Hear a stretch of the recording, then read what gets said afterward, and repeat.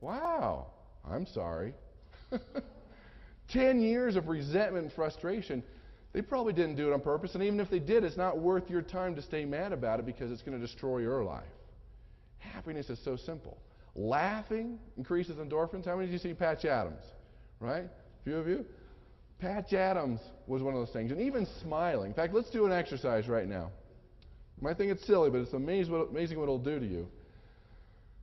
I want you to smile, and when I say go, I want you to smile as big as you can and shake the hand on the person on your left and on your right and see what it does to you on the inside. Okay, when I say go, as big as you can. Ready, go. Big smile on your left. Bigger, bigger. Okay, on your right, shake hands. Bigger smile, come on, big.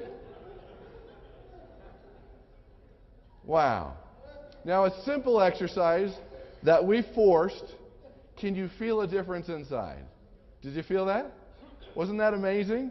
So if you're feeling kind of down, and you're driving along the freeway, people might think you're strange, but just start smiling. It's very contagious. It's easy to do, but that's part of life. That's why we're here, is to be happy. Now, most people aren't happy because they have no sense of control. They don't feel like they have control of their lives, control of their job, control of their future. That's why most people aren't happy. Second reason is they have no purpose. They have no overriding goal. As Mark Victor Hansen says, you're all DNA coded for greatness. There's things that you need to accomplish. And if you don't have a purpose or an overriding goal in your life, that triggers unhappiness.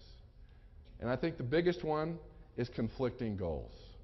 Every single one of us has conflicting goals. And when those goals conflict, it triggers unhappiness. And most of the time, you don't even know what's happening.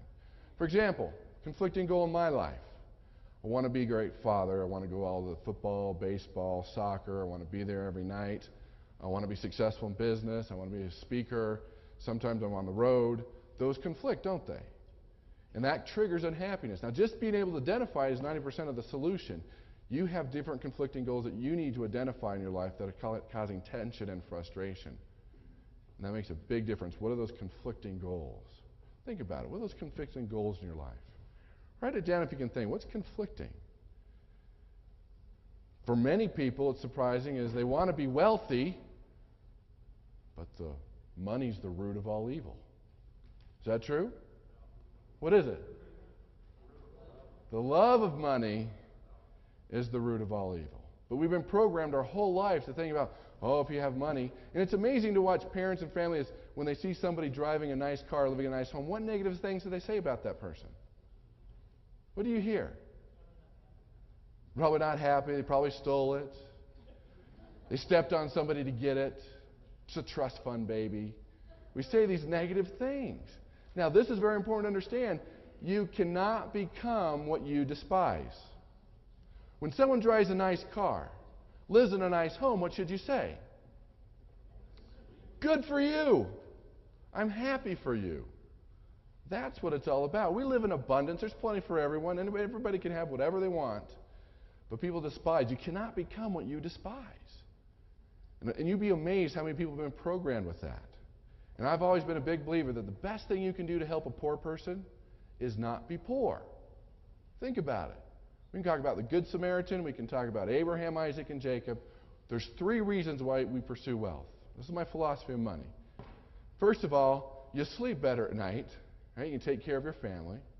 Number 2, for what it makes of you. It makes you a better person. It makes you more disciplined. And number 3 is to give it back. One of the laws of the universe is the more you give, the more you get. It's very important that we understand that. But a lot of people, I've been amazed how many people, I don't have a challenge that deep down you might be programmed that way. And if anybody ever comes up to you, and I learned this from my friend Harv Eker, and says, well, money's not important, you look them right in the eye and say, you don't have any, do you? It's true. The best way you can help other people is to be able to do that. And once you've learned the principles of wealth, the principles of success, you teach other people those principles because there is abundance. And as Viktor Frankl said, everybody read the book Man's Search for Meaning? Viktor Frankl. He says, happiness is a condition rather than a destination. Happiness cannot be pursued. The more we aim at happiness, the more we miss our aim. It is a side effect of having a purpose and a meaning to life.